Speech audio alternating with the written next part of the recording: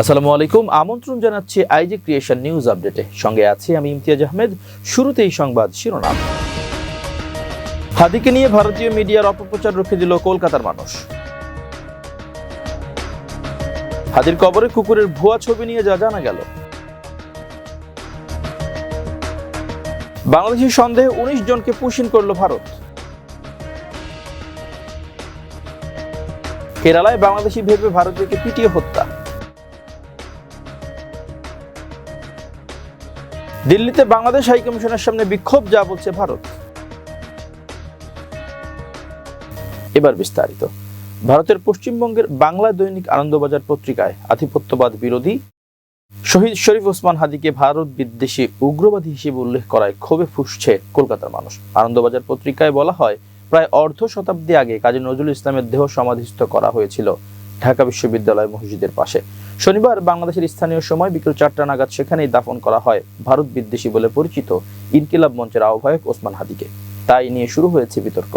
এ বিষয়ে তীব্র প্রতিক্রিয়া জানিয়েছে নজরুলের পরিবারও। তারা নিশানা করেছে বাংলাদেশের অন্তর্বর্তী সরকারকে। শনিবার পশ্চিম বর্ধমানের চুরুলিয়ায় কবির জন্মভূমিতে বসে তার পরিবারের সদস্যদের আশঙ্কা, এরপর বাংলাদেশের জাতীয় কবির সমাধির উপর আক্রমণ হবে না তো। আনন্দবাজার পত্রিকাটি কবি নজরুলের পরিবারের এক সদস্য সোনালী কাজীর উদ্ধৃতি দিয়ে জানায় যে সিদ্ধান্ত নেওয়া হয়েছে তা অনৈতিক। নিয়ম মতো ওই স্থানে বিশেষ কয়েকজনকে সমাধিস্থ করা হয়। এত জায়গা থাকতে নজরুলের সমাধির পাশে হাদিকে সমাধিস্থ করার সিদ্ধান্তের নেপথ্যে রাজনীতি রয়েছে। নজরুল যেখানে সম্প্রীতির বার্তা দিয়ে গিয়েছেন, জাতির নামে বজ্জাতির কথা বলেছেন, তখন তার সমাধির পাশে এমন একজনকে সমাধিস্থ করা হলো সরকারেরই নির্দেশে। তার আশঙ্কা আগামী দিনে হয়তো কবির সমাধিও ওখানে থাকবে না। তবে আনন্দবাজার পত্রিকার এ ধরনের প্রতিবেদনে তীব্র অসন্তোষ প্রকাশ করেছেন সেখানকার বাঙালিরা। খোদ ঢাকায় অবস্থানরত কাজী নজরুলের পরিবারের সদস্যরা বলছেন, সোনালী কাজী অপপ্রচার চালাচ্ছেন।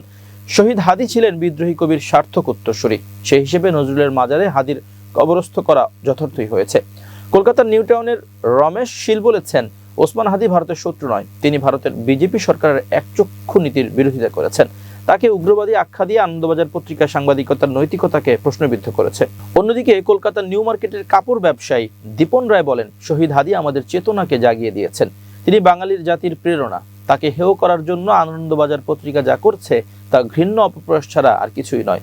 অবিলম্বে বাংলাদেশ সরকারের কাছে আনন্দবাজার পত্রিকাটিকে ক্ষমা চাওয়ার আহ্বান জানিয়েছেন ব্যবসায়ী দীপন রায়। এদিকে রবীন্দ্র ভারতী বিশ্ববিদ্যালয় শিক্ষার্থী দীপান্বিত দীপ্তি জানান, প্রতিবাদী যুবক হাদির মধ্যে আমরা ক্ষুদিরামকে দেখতে পাচ্ছি, সুতরাং তাকে নিয়ে অপপ্রচার বরদাস্ত করা হবে না।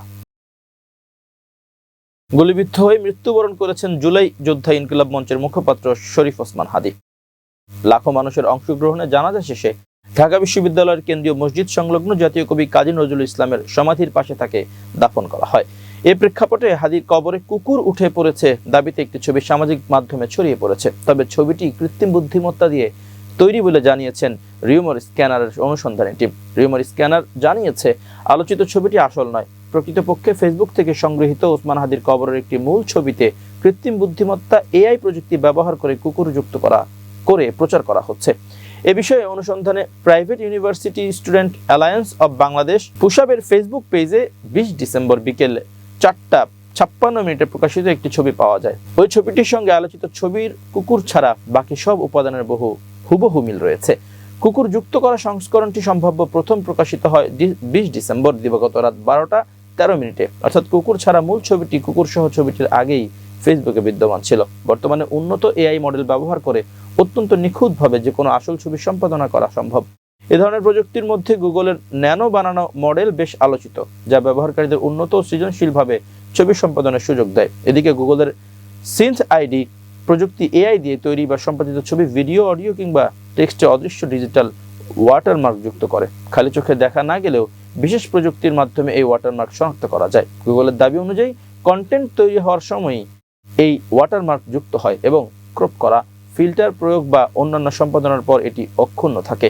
কোনো ছবি গুগলের এআই দিয়ে তৈরি বা সম্পাদিত কিনা যাচাই করতে জেমিনিতে ছবি আপলোড করে সিন্থ আইডি ওয়াটারমার্ক আছে কিনা পরীক্ষা করা যায়। আলোচিত ছবিটি জেমিনিতে পরীক্ষা করে দেখা হলে জেমিনি জানায় ছবিটি গুগলের এআই প্রযুক্তি ব্যবহার করে তৈরি বা সম্পাদিত। সুতরাং ওসমান হাদির কবরে কুকুর উঠে পড়েছে দাবিতে প্রচারিত ছবিটি এআই দিয়ে সম্পাদিত।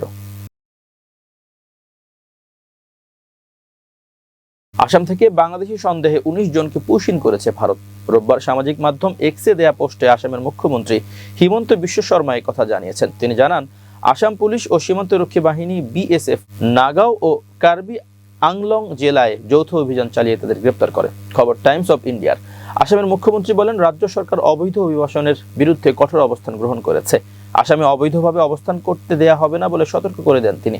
আসাম পুলিশের কর্মকর্তারা জানিয়েছেন, অনুপ্রবেশ বন্ধ করতে সীমান্ত এলাকায় নিরাপত্তা জোরদার করা হয়েছে। কর্মকর্তারা আরও জানিয়েছেন, বৈধ নাগরিকত্বের নথি ছাড়া কাউকে পাওয়া গেলে তাকে আটক করা হবে এবং আইনি বিধান অনুসারে ফেরত পাঠানো হবে। এর আগেও বিভিন্ন সীমান্ত দিয়ে একাধিক দফায় পুশিনের ঘটনা ঘটেছে। বিএসএফ এর বিভিন্ন রাজ্য থেকে বাংলা ভাষীদের ধরে সীমান্ত দিয়ে জোরপূর্বক বাংলাদেশে ঠেলে দিচ্ছে, যাদের মধ্যে বাংলাদেশি রোহিঙ্গা এবং অজ্ঞাত পরিচয়ের লোক রয়েছে। এই পদক্ষেপ আন্তর্জাতিক মানবাধিকার লঙ্ঘন এবং দ্বিপক্ষীয় চুক্তির পরিপন্থী বলে বিশ্লেষকরা মনে করছেন। বিজিবি জানিয়েছে, কিছু রোহিঙ্গা যারা ভারতে ইউএনএইচসিআর এ নিবন্ধিত ছিল তাদেরও বাংলাদেশে ঢুকিয়ে দেওয়া হচ্ছে। আসন্ন ত্রয়োদশ জাতীয় সংসদ নির্বাচনে বগুড়া ৬ আসন থেকে বিএনপির ভারপ্রাপ্ত চেয়ারম্যান তারেক রহমানের পক্ষে মনোনয়ন ফরম সংগ্রহ করা হয়েছে। রোববার ২১ ডিসেম্বর দুপুর ১২:৩০টার দিকে জেলা প্রশাসকের কার্যালয়ে আনুষ্ঠানিকভাবে এই ফরম উত্তোলন করা হয়। বগুড়া জেলা বিএনপির সভাপতি রেজাউল করিম বাদশাহর নেতৃত্বে দলের ৫ জ্যেষ্ঠ সদস্যের একটি প্রতিনিধি দল জেলা প্রশাসক ও রিটার্নিং কর্মকর্তা তৌফিকুর রহমানের কার্যালয় থেকে মনোনয়নপত্রটি ফরম সংগ্রহ করেন। উল্লেখ্য, প্রথমবারের মতো জাতীয় সংসদ নির্বাচনে লড়তে যাচ্ছেন তারেক রহমান। সবশেষ মেয়াদে বিএনপি ক্ষমতায় থাকাকালে ২০০১ থেকে ২০০৬ সাল পর্যন্ত তিনি দলের যুগ্ম মহাসচিবের দায়িত্ব সামলেছেন। ২০০৯ সালে অনুষ্ঠিত দলের জাতীয় কাউন্সিলে সিনিয়র যুগ্ম মহাসচিব নির্বাচিত হন তারেক। ২০১৮ সাল থেকে দলের ভারপ্রাপ্ত চেয়ারম্যান হিসেবে দায়িত্ব পালন করছেন তিনি। এবার আন্তর্জাতিক প্রসঙ্গ।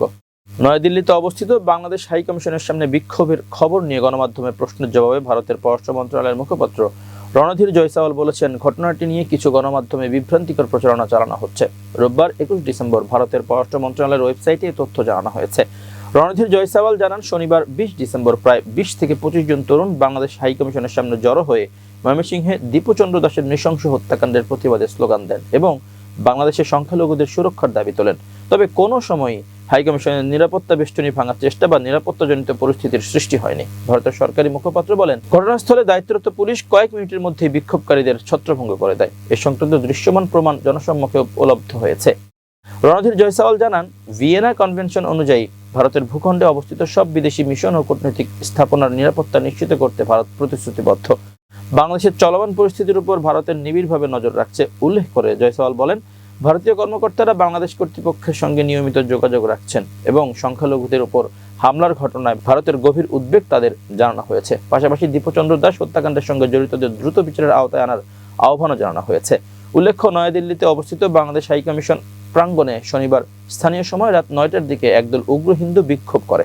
সেখানে তারা সব নিরাপত্তা বেষ্টনী অতিক্রম করে বাংলাদেশ হাউসের মূল ফটকের সামনে উপস্থিত হয়। বাংলাদেশ বিরোধী নানা স্লোগান দেয় এবং ভারতে নিযুক্ত বাংলাদেশের হাই কমিশনার রিয়াজ হামিদুল্লাহকে হত্যার হুমকি দেয়। ভারতের ছত্তিশগড়ের এক যুবককে বাংলাদেশি ভেবে কেরালায় পিটিয়ে হত্যা করা হয়েছে।